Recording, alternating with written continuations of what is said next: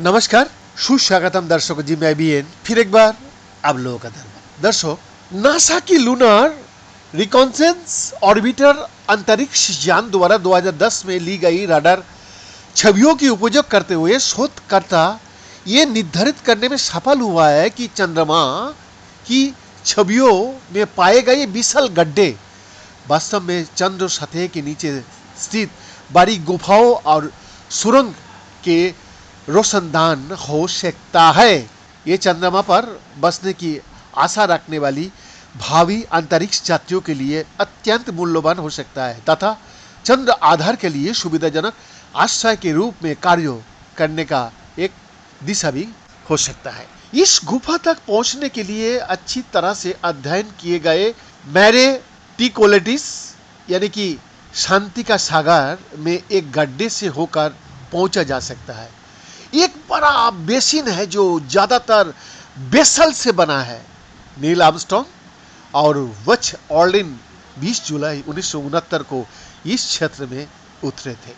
हालांकि मैरे ट्रैंक्विलिटी का ये पहला स्थान नहीं है जहां मनुष्य चंद्रमा पर बसने का प्रयोग करेगा, लेकिन ये गुफा का अस्तित्व से अन्य गुफाओं के अस्तित्व की संभावना बहुत अधिक हो जाती है।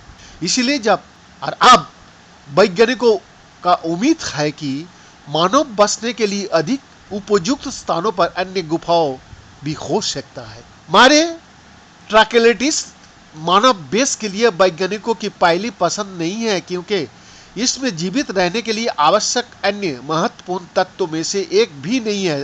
चंद्रमा की भूमध्य रेखा पर बर्फ नहीं है और इसलिए अंतरिक्ष यात्रियों के लिए पीने के लिए पानी, ऑक्सीजन बनाने और रॉकेट ईंधन के लिए विभाजित करने के लिए आसान पहुंच नहीं है ये जगह।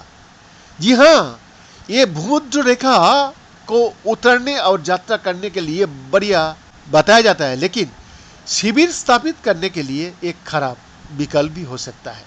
हालांकि चांद के ध्रुवों पर बर्फ मौजूद होने की संभावना है, क्योंकि वहां छाया होती है जो सूरज की तेज किरणों से उसे बचाती है। इसलिए चांद पर बसने के लिए ध्रुव हमारी पहली पसंद है, क्योंकि इससे हमें अपने साथ पानी ले जाने की जरूरत कम हो जाती है। जी हाँ, वहाँ जिस क्षेत्र का अध्ययन किया जा रहा है उसे बस मारे ट्रैंक्विलिटिस पीठ के नाम से जाना जाता है और ये चंद्रमा की सतह पर लगभग 200 ज्ञात छेदों में से एक है। इसकी पहली तस्वीर 2010 में ली गई थी और संदेह था कि ये एक गड्ढा है जो किसी गुफा या सुरंग प्रणाली की ओर जाता है, लेकिन अब तक हमारे पास इसकी पुष्टि करने का कोई तरीका नहीं है। नेचर एस्ट्रोनॉमी में प्रकाशित एक शोध पत्र में इटली की इट्रो विश्वविद्यालय के लियोनार्डो केरर और उनके सहयोगियों ने इस बात की प्रमाण प्रस्तुत किया है कि ये गड्ढा वास्तव में नीचे एक गुफा का ओर जाता है और संभवतः सुरंगों और नलिये की एक बड़ी प्रणाली की ओर जाता होगा।